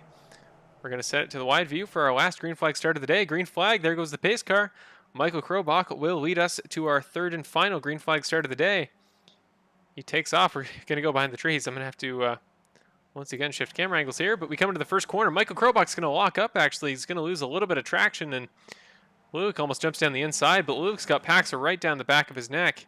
We have 11 laps to go in this short and final stint, thanks to the caution laps here. So I'll go through the race order one more time in a sec, but Michael Krobach, as he comes up the hill, he has to hurry and hurry and hurry if he doesn't want Logan Paxa to start a battle with him, because right now he's kind of got a pick on Justin Luke, and the three of them form a good dynamic where, well, if Michael wants a shot at winning this race, at least he's got a car there to try to hold him up, because I know Justin, at least in my own experience racing against him, he's a very adamant defender. So Michael is going to come around the first corner here. He's on a little bit faster tires than the cars in third and fourth. Actually, Ferguson's going to go around there.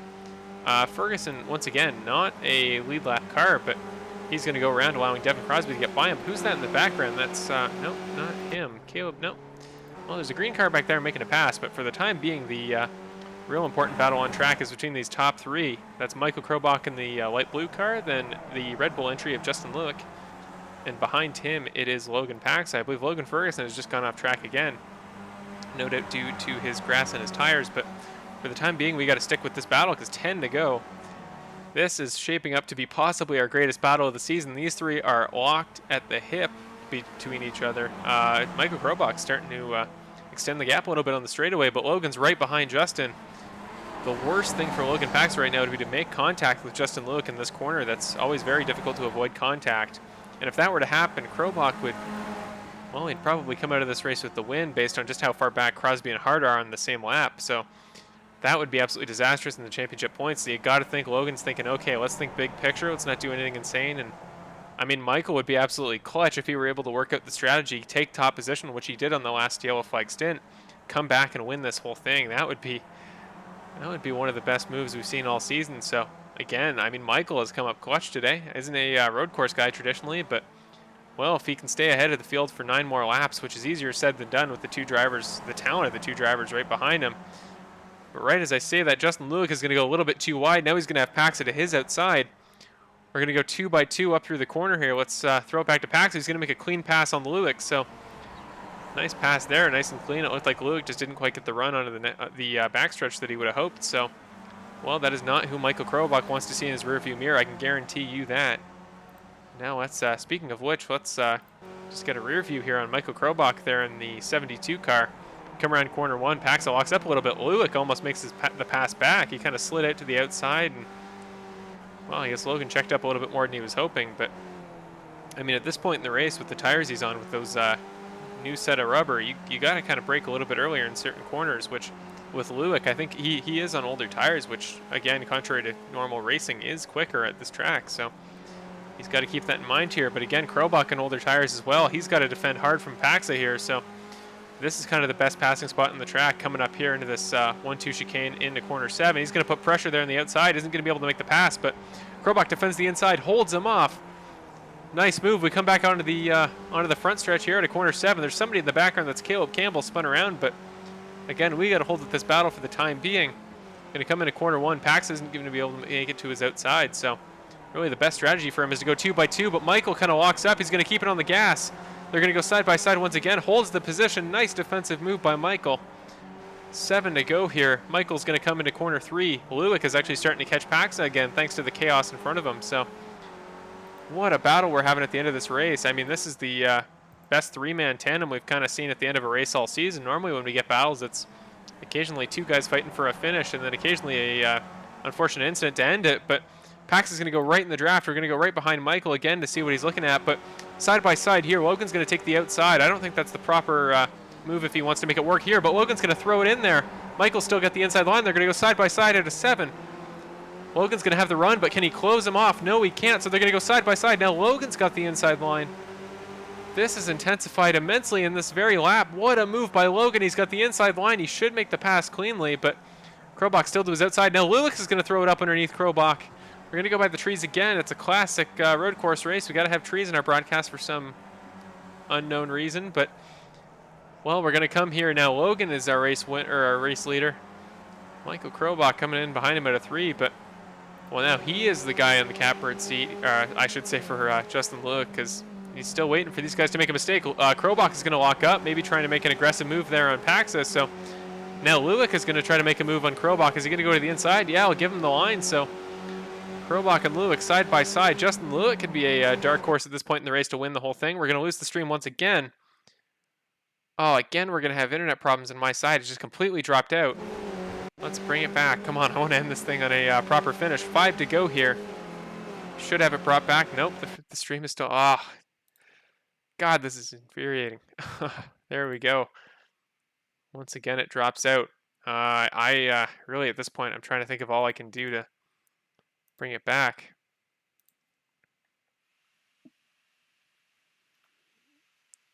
We've lost the race feed for the time being. Let's see if we can get a camera reset on a driver to try to bring it back. There we go. There's at least something. So we should be good. Is the stream back? Should be recovering momentarily. Let's hope. Graphics haven't recovered. Nothing has, but it's getting better. It's getting better. We should be back. Let's just have our graphics recover, and then we're all set. Graphics are back. Everything's in working order. Sorry, ladies and gentlemen, we had another glitch, and this is a new problem that I will need to figure out going forward. I think it might be a cooling issue, but that's not important right now. As the important thing at the moment is that Logan Pax is once again your race leader, but he is by no means done tonight's festivities. 5 laps to go here at the line. Justin Lewick and Michael Krobach now fighting for second position. Lewick almost making the pass on Paxa a moment ago, but wasn't able to make it stick. Now he's got Krobach, who knows, really for the sake of the championship, he's got to make a pass happen here if he's ever going to win the championship, that is. I mean, that's going to come down to the wire for him, so we're going to crank the audio up, make sure this is going to be the, hopefully the finish of the year here, but Krobach is in a slipstream down the backstretch. Doesn't look like he'll have quite the run to make the move that Lewick did on him. Can't quite get to his inside coming up into 7, but if Lewick slides, he locks it up a little bit. Krobach get a better corner entry. Is he going to get a better corner exit? Doesn't look like that'll be the case, but the gap ahead to Paxa is by no means decreasing, so really nobody is out of the woods here quite yet, but Lewick is starting to break away from Krobach a little bit. Doesn't quite manage to clear him comfortably, does Justin Lewick, because he's still got Krobach with him through kind of this set of S's here, but we come up to corner 4. Krobach gets as close as he's been all lap here. Right behind him, doesn't manage to make a move to the inside, but Logan Ferguson, I should mention, did just come into the pits, but I think he did have damage left over from an earlier incident, so I believe he's at a quick repairs, and we'll have to do just pure actual repairing in the pits there. But Jordan West actually had a collision there. He has to come into the pits for damage as well, but again, we got to stick with this battle. Michael Krobach gonna go to the inside this time, maybe not. No, he's gonna stay conservative. Lewick closes the door on corner entry, so Lewick with Krobach, the closest he's been all race. 3 to go this time by now. The gap to Paxa ahead is extending, so he's got a 2.5 seconds, does Logan Paxa, but if Krobach is able to make something happen here, this race may not be over. Got to think Lewick and Paxa, the 2 prime buddies. Lewick knows if he can just hold off Krobach, then Paxa's got the championship all but done, or maybe that's not what he's thinking. Maybe Lewick just genuinely wants to hold the 2nd place spot, but if that is the case, he's doing a masterful job of it, because his defense on Krobach here is currently brutal to deal with, so Lewick, this would be, I think, his best finish of the season. I don't believe he's had a second this year. Oh, no, that's not true. He did have one at Spa, so our one of our 2 other Skip Barber road course races of the season, but Logan Paxa has taken off. 2 to go. He's just got to hit his marks, and he'll win his 6th race of the season, and I believe probably clinch the point standings and be your championship winner, but for the time being, it's Logan's 2 adversaries in the top 3. That's Justin Lewick and Michael Krobach, left with 2 to go. Still looking in behind Justin Lewick there as we come into corner 1. Is he going to be able to make it happen this time by? No, he won't. Michael Krobach maybe staying a little bit conservative in here, because passes in that corner 1 are really tough if you don't properly get the throttle control on exit. So won't be the case this time. Once again, he gets really close in that 4th corner, but as they both get on the power, it looks like Lewick is just going to get a little bit of a better run off. Jordan West, I should mention, still in the pits further back in the field. That means Jean Garrett will pass him for 7th position, so it'll be Garrett's best finish of the season if he's able to make it stick, but for the time being, you still see Logan in the background. Actually, that gap ahead isn't quite as large as it was a moment ago, I don't think. But coming to a white flag this time by. 1 more to go. Logan's going to head out of corner 7. I believe he is 1 lap away from the championship in round 9 of the Karts and Computers iRacing Series. But Lewick with Krobach. I think Krobach went wide, didn't crash, but A little bit of a mistake there in corner 7, so that may be what seals tonight's festivities. The gap ahead, actually, Lewick is starting to catch Krobach a little bit that time by, but 8 tenths back. That mistake from Krobach might put the kibosh in his hopes for a second place finish tonight's race, and I would assume most certainly the win. So Krobach just a little bit too far back to get Lewick here, but if he's able to get a strong enough slipstream and make a bold move into 7, he may be able to get the runner-up position in tonight's race. But well, as he comes onto the backstretch here, we see Logan Paxel will just look in the background in his shot, but he'll try his best. Krobach isn't going to be able to close into Justin Lewick, but he will come around for the final time. Round 9 of the season. He's gone 6 of 9. 2/3 of the races this year have been won by Logan Paxa. He'll do it again. And I believe that means that Logan Paxa is your 2020 Karts to Computers Iverson Series Season 1 champion until I can officially confirm so. So Logan will park on the side. Nice win for him. Justin Lewick comes home with a second.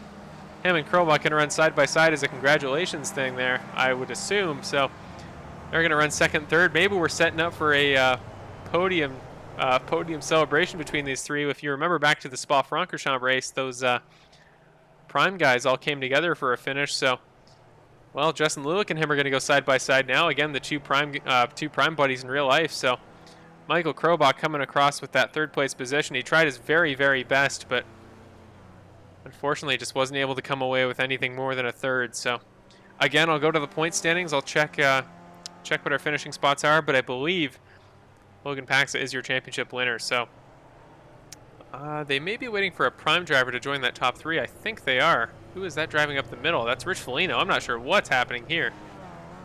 Actually, this is the most interesting battle we've had all day, and the race is over. So not really sure what's happening here. We see everybody else finish up their positions. So Devin Crosby with Renee Hart somewhat in the background, but that battle never quite got close enough for Hart to pass back for 4th position. So Devin Crosby gets another 4th position, narrowly avoids a podium on track, but really that top 3 was untouchable. So would have had to be quite the performance for Crosby in those last few laps if he wanted any hope of making that happen. But I think we are going to do a prime thing for the top 3. Ferguson's going to wipe out in the grass. I'm not sure what's happening here. Paxa will pull into the pits. That's it. So I guess just the victory lap to finish off tonight's race. No traditional donuts for Logan unless he comes out through the pits. Oh. Huh. And that, ladies and gentlemen, is, I believe, what we call homicide, is he just completely wrecked his pit crew tent. But, well, that was quite the finish to that race. What a performance from all of our drivers, really. I mean, today was a very clean race overall. Our final road course of the season as we head off to Michigan next week. But, well, it looks like for the sake of the championship, that may be only a... What word am I looking for? Formality. It may be only a formality because in the case that Logan's already won this thing, well, the season may be over. So I will get everything cleared out here. And your race winner once again, Logan Paxa, the 6th time this season. He had his 6th pole and his 6th win.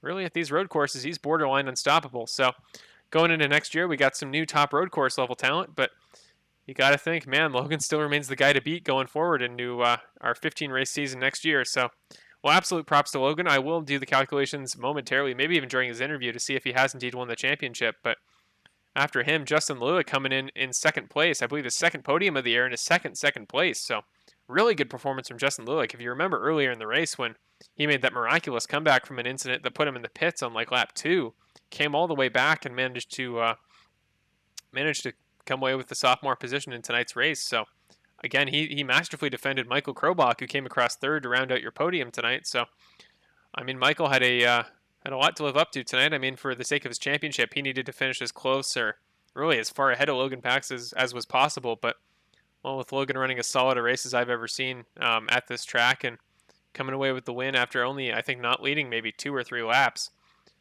well, he is rounding out your top 3. So Devin Crosby, a Loud Pedal Motorsports affiliate teammate of Michael Krobach, finishing in 4th. So for those guys, not too bad of a day, I would say. Renee Hart will round out the top 5, your final driver on the lead lap.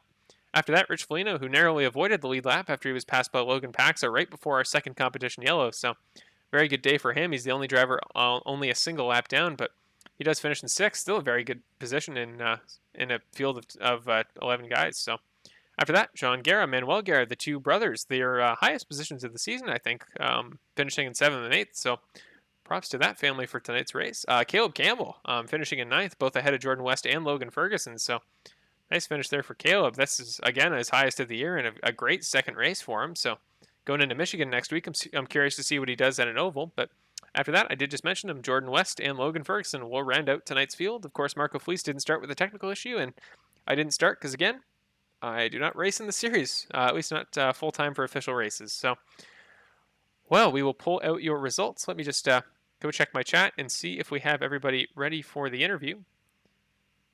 Let's throw it in here in the booth. Oh, we have 5 drivers in the interview booth, but hopefully we can get everybody in for their interview momentarily. So let's get ready for interview 1. Michael Krobach. Let's pull him into the booth. Oh, and there's his name. Yeah, there we go. Okay, so let's pull him in here and get ready for your first interview of the night. Oh, hey, Michael. Oh, there we go. Hey, Michael, it's Marshall in the interview booth. You got me? I do, Marshall. How are you? I am doing very well, but I mean, I would imagine pretty well as also the way you would describe your night as, I mean, overall, a very solid performance from you. You started second in the grid, a very good qualifying time for somebody with only 4 laps to get their tires up to heat. But overall, I mean, it was a very difficult race for really anybody in the front of the group. I mean, with Justin Luke, with as hard of a defensive line as he put up all day, and Logan, I mean, even in my own efforts, is one of the most consistent guys I've ever seen at Summit Point. So some tough adversaries out there today, but overall, you just want to kind of run us through the track today? I mean, how does this compare to some of our other races this season? Definitely our shortest road course of the year, but just kind of give us a quick recap of your race today with your championship in mind. How do you think it went? Yeah, sure, Marshall. 3 hours ago, I hadn't seen this track in my life, so I'll take a third place tonight. We were fastest in practice for a while until Justin got us at the end, and second place in qualifying, third place in the race, had a shot to win at the end. I don't think I could have asked for more. I know that this probably locks up the championship for Logan. I'm not quite sure how the points shake out. If double points are enough, I think it would take him not showing up next week for me to come back in the hunt. So good job to him on winning and capturing probably the championship. He deserves it. He's run awesome all year. Poles, fastest laps, wins. Yeah, but back to my night. Yeah, happy to kind of pick up the track pretty quickly. Try to figure out the strategy there. My play was to pit before the competition caution, so I pitted at the end of 26, and I pitted at 54 in the second run. And I think it would have worked out in the first run if iRacing's pace car didn't decide to slow down and speed up. We got stuck behind some cars that ran out of fuel, and the game wouldn't let us, or the simulator wouldn't let us pass the cars that had run out of fuel. So that kind of burned about 15 seconds, and I think that would have changed the track position there for the middle stint. So that kind of put us behind the 8 ball. That strategy didn't work out pitting for. And then we were trying to play catch up a little bit. We came pitted there on 54, and that put us in a good position to jump Paxa and get to the lead. And I tried to hold him off as long as I could, but kind of blew turn one lap and held on to it a little bit more, but that got him back in the slipstream, and nothing I could do to defend that unless blocking him off the track. I'm not going to do that. So yeah, good race for me. Happy to run home with the podium. Happy to work with my new teammate for next year, Rich Felino. It was great to have him on board tonight, figuring out the strategy, and happy to bring it home in one piece. Absolutely, and I hadn't even taken into account the fact that you haven't had much practice here. I know I didn't see you out for any of the practice races, but man, what a turnaround for only 3 hours, man! I mean, you were running some great lap times in practice, so great performance overall from you today. And again, strategy was kind of an important thing that kind of came up last minute because the drivers didn't have a ton of notice as to when the competition yellows would come out, which I felt bad about. So knowing that it was 30 laps, how did that kind of affect when you chose to pit? Because I know some drivers like Logan chose to just wait for the competition yellows and pit on them. But I know the first time by it didn't quite work out and you didn't gain too much track position. But in the second pit stop, you did and you managed to take the lead. So what was your strategy plan going into the race? Yeah, the practice laps I ran, I put up a server too, and my fuel number was way off. I was only getting 21 laps in there, and then I hopped in here and I got 27. So I must have screwed up setting up my practice server there and got the wrong fuel info. And so 27 was my number. I didn't think you could make it more than 28 laps, so I was surprised to see Logan stretch it all the way to 30 and be able to pit under caution. I didn't think that would work out. So yeah, it was just a guessing game with the fuel number there, and I started to work the race backwards and see when I could short pit and try to get a bit of a jump. And I think it worked out okay. I don't know what else I could have done, short of getting a better restart and kind of clearing the draft or I don't know, but overall happy with the night and happy to have some new faces on the team there to help us going forward, and looking forward to the finale at Michigan.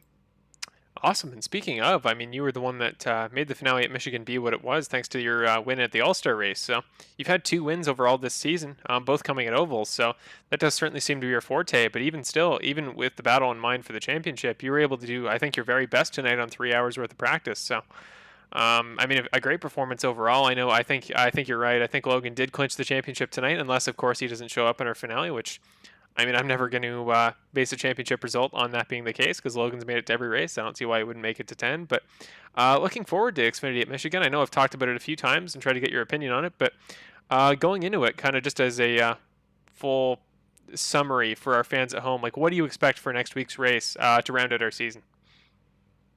Yeah, sure. So basically, there are several things that are opposite of what you would have seen tonight. First off, the tires. The Skip Barber tires you saw tonight are hard as a rock. They're radial tires. You can run hundreds of laps on them without wearing at all because they're tires that are used for driving schools.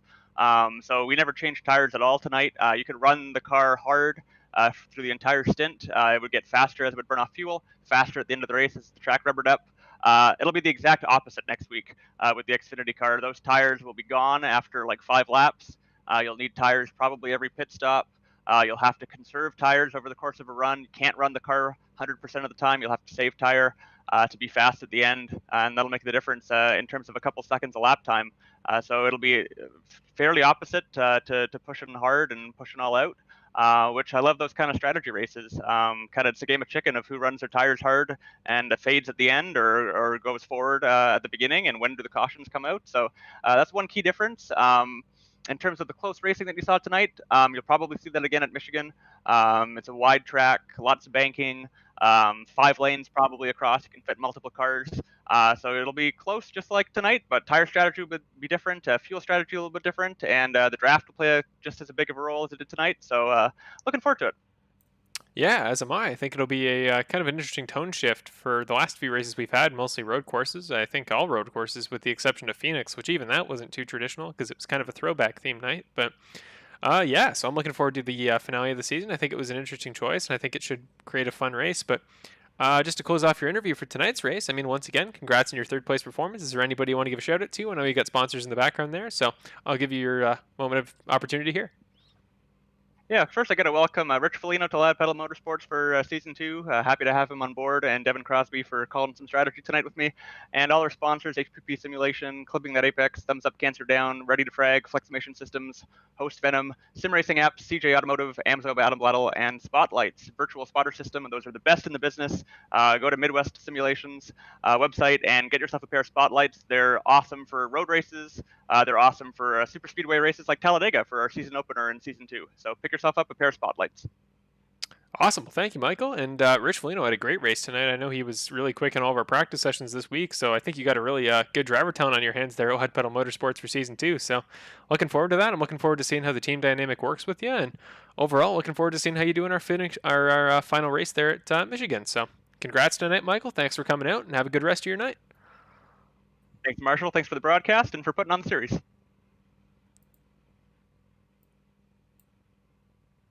And with that, we finish up our first interview of the night. He did mention actually something that I didn't really touch on earlier because I had the technical difficulties right as I was starting to mention it. But we do have our team system working in for next season's races, and Michael's teammate, as set up in our preseason spreadsheet, is Rich Foligno. So the two of them both had very successful races tonight, finishing 3rd and 6th respectively. So should be a good pairing for next season. I'm looking forward to seeing how that goes, and wish I could interview Rich tonight because, again, he is a guy that was running really quick and just didn't quite have the race he would have hoped. But, well, we will move on to our second place finisher, taking his second place of the year, and I believe his second podium as well. Great race day overall for Mr. Justin Lulick. We will now get to him in the booth. Okay, well, Justin, so first of all, do you have me in the booth? Yes, hi. Okay, well, I mean, first of all, Justin, absolutely congratulations today. I mean, you had an incredible performance a few weeks ago at Spa that almost resulted in a win. It was just Logan was kind of so far ahead that nobody could really make a move happen for second. But, well, today you were an absolute force to be reckoned with. One of the best defensive performances I've seen all year with your battling with Michael for second position there at the end. But really, at the beginning, kind of the first talking point of the race at all was you had some sort of incident that led you to pit for damage. We couldn't quite catch it on the broadcast, but you just kind of want to walk us through what your incident was and then the process of getting back up to the lead lap and finishing in second.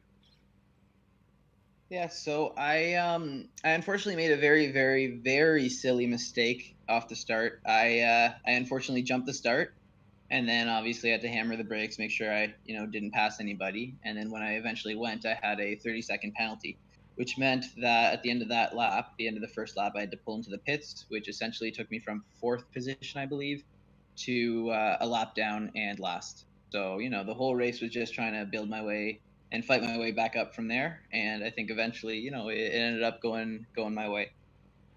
It certainly did, and we did catch the fact that you did jump the start there in the beginning, but I didn't think that was nearly far enough that you jumped to warrant a penalty. So I'm surprised that it was that. But well, I mean, absolutely, you ran quick laps all day. When we were looking at our best laps of the racetrack, or you were definitely one of the higher ones up there. And even in practice and qualifying, you had race pace very similar to those guys up front. So we'll go into that battle at the end there as we cut to the end when you did get your lap back on the pace car, and then I forget whether you passed Rich and Renee under green, but in the end, it was you, Logan, and Michael. What was kind of going through your head there at the end? I know, knowing that Logan and Michael were in the championship battle, did that change your perception at all, or kind of what was your strategy for those last 10 laps?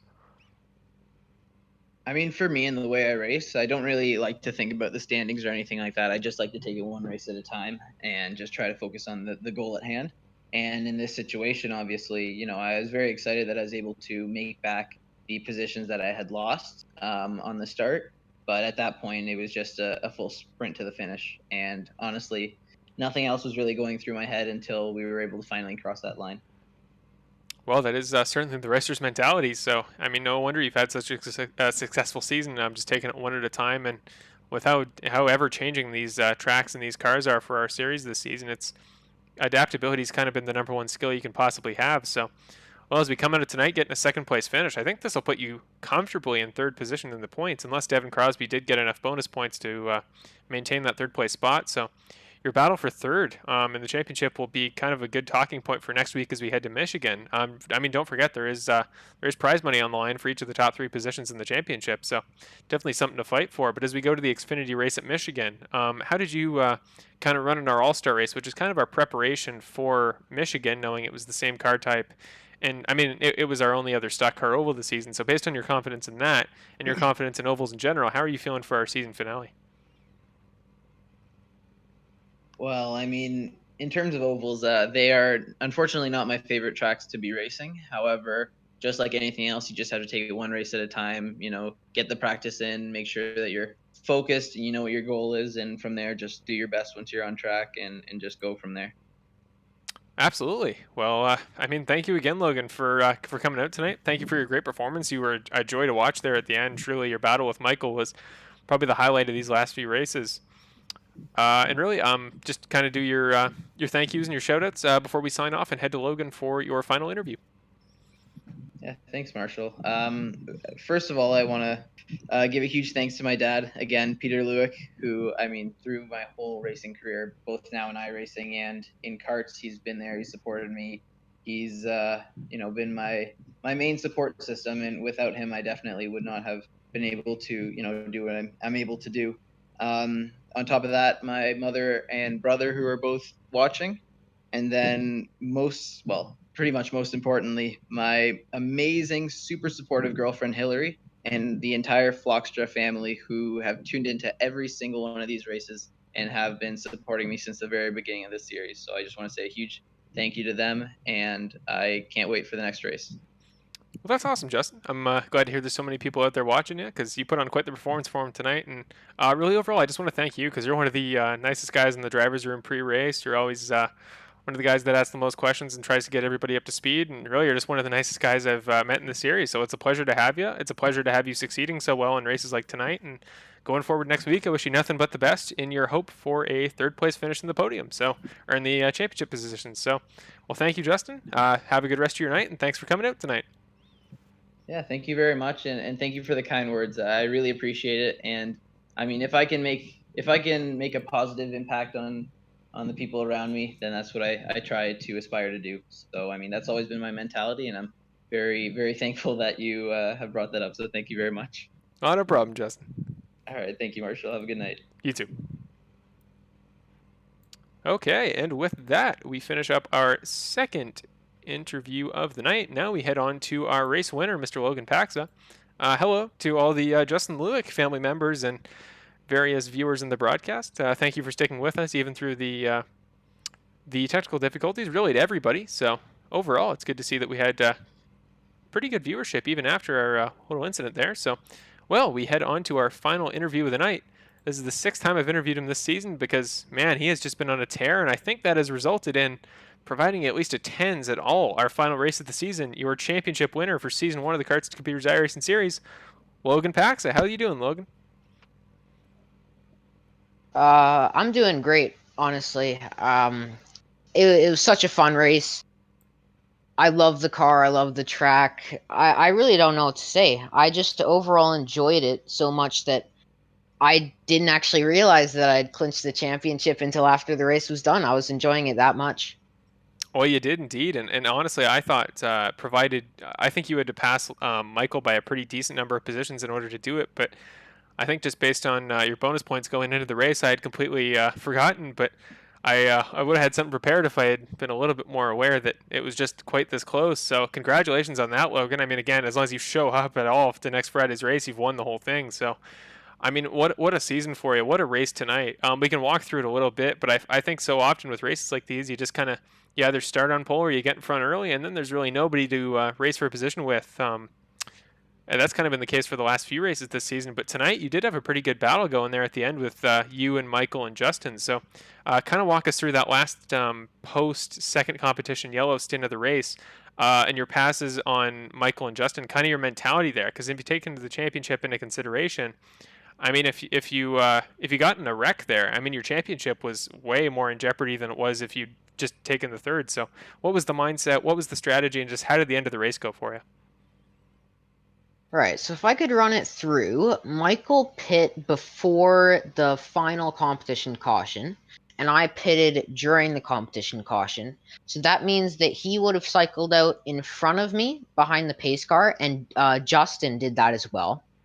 So after the restart, I think it was about 5 laps in, and Justin made a mistake, and that was a fairly easy move. I think he went wide on corner exit and caught the grass a little.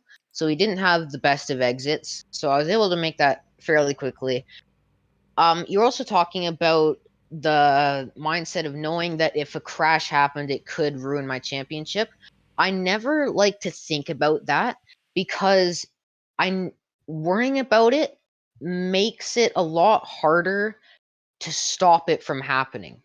So I tried to push that away from my mind because if I was thinking about, not crashing, not trying to make mistakes, I wouldn't have tried to go around the outside of a corner where if you go a little bit wide, you could be in the dirt. I wanted to get the move done quickly so that, if something happened, then at least I had it done then, and the opportunity wasn't stripped of me. So I was able to make the move done, and then Justin got past as well, which kind of made a buffer between me and Michael. And after that, I just tried my best to pull away, and thankfully, I was able to come back with the win. Well, you were indeed, Logan. I mean, that the finish was a little bit more chaotic than perhaps I was expecting after the first of the two competition yellows, but well, you made it stick. You won tonight's race, and as we head on to our final race of the season next week at Michigan, I know we talked about it a few weeks ago, and you said it wasn't the race you were feeling most confident about, but again, provided you show up, you don't even need to perform there. But I mean, going in, is it still a race you really want to win, or is this one where it's kind of your victory lap for the season and you're just doing it for fun? Yeah, this next race is all fun. NASCAR, it's always great racing, always really close. So overall, I'm just trying to have fun here. I never came into this with an extremely competitive mindset thinking, oh, I have to win, I must win. I came into this wanting to have fun, and I've had a lot of fun. And I'm going to continue to do that for the next race. Awesome. Well, I'm so happy to hear that, Logan. And I mean, this is kind of a special thanks and congratulations section of an interview for you because now it's not only as the race winner, but it's as the championship winner. So I'll let you do your shout outs and your thank yous, and just keep in mind you are this season's championship winner in the Karts to Computers Iverson series. So yeah, anybody you want to thank? Thank my family. I want to thank Trevor Wickens, Prime Power Team, Canadian Mini Indy, and Danielle for allowing me to kart this weekend. Finally getting out on track, after all this has been happening. I'd like to thank you, Marshall, once again for just allowing this to happen, bringing joy to an otherwise very boring and dark time.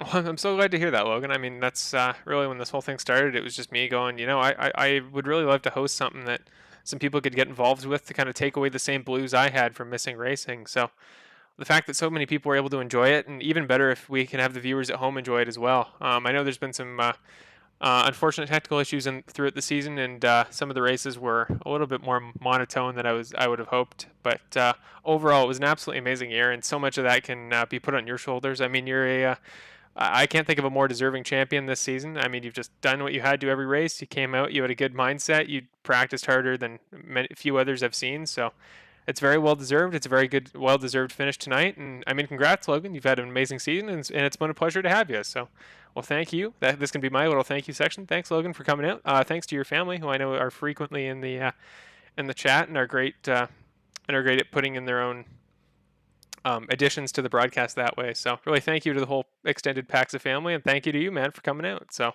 have a good rest of your night. Looking forward to seeing you next week. And again, congrats on your championship. Thank you, Marshall. You have a good night too, all right? Yeah, for sure. See ya. Well, with that, we come to the end of our interviews. We are having technical issues once again. We hopefully not too much of that got cut out, and hopefully all of you can hear me at very minimum. So let's just get the graphics off the screen. We can't even do that. So this must be kind of a worse situation than I thought. It'll have to be a little bit quicker of a sign off than usual, but hopefully we can at least get the standings out there for you. The graphic, okay, we'll try to reset them quickly so we can get the final results up. But again, at least iRacing is staying consistent and continues to show the track footage in the background. So let's try to get everything reset. Let's see how that works. There we go. Okay, perfect. So at very minimum, we can do that. So let's throw your final race result. No? Okay, so it's completely crashed. So sorry, ladies and gentlemen. Unfortunately, the end of this broadcast has had the same technical difficulties the race did. There we go. So at least we're getting some traction here. But I'm not sure if anybody can still hear me or if the frames are too glitchy. But those are your final standings for tonight's race. Thank you again, everybody, for coming out and watching tonight. And again, congrats to Logan Paxa, your championship winner tonight. And I mean, a great group of top three guys, a great field overall this season. I'm so glad to have everybody come out and enjoy what we're doing and put on a good show for everybody. So if by any chance you guys can still hear me and it hasn't completely faded out, oh, we're starting to come back now. So there we go. We finally figured it out. And the stream is stable. Okay, so sorry, I'm not sure how much of that you guys could hear. I know the stream quality was dropping off very heavily there, so hopefully everything is still okay. But well, thank you everybody for watching tonight. It was a great race, a great group of guys to finish in the top three. Overall, I mean, it's been an incredible season, and next week we head off to our finale in the season on Friday, May 29th, as you'll see in our outro card in a moment. But we head with the Xfinity cars to Michigan for the final race of the season, and I'm very much looking forward to it. Hopefully everybody else is as well. More information about Season 2 will be presented next week. I'll have all my fancy graphics, and I'll give you a whole kind of slide presentation at either the beginning or end, probably the end of the broadcast, about Season 2 of the Karts to Computers Iverson series. So thank you again for watching, everybody. Let me just pull the results off the screen for the finale of the race. Oh, maybe for once I'll even put in my name when I sign off. So there we go. So I'm Marshall Crocker Jr. I host the Karts to Computers Iverson series. Thank you so much for watching it as we come to our final race of the season next week. And well, as Logan just kind of mentioned at the end of his interview there, which hopefully all of you caught, he is getting a chance to go karting. I'm solo, of course, because, situation of the world, but he does get to go karting for the first time in a while, which I think is kind of a nice storybook ending to this first season. So, well, congrats to Logan. Thank you to everybody else there watching. Congrats to all the drivers. What a very nice performance today. Everybody was nice and clean, kept it from being just a crash fest the entire time. So Well, thank you everybody, truly for watching. I'll try not to try this out too long because it is getting a little late tonight. But thank you everybody for watching. Have a good rest of your night. We'll catch you all next Friday, and yeah, just have a good rest of your weekend. Well, it's a good start to your weekend. It's third. You know what I mean. See you everybody.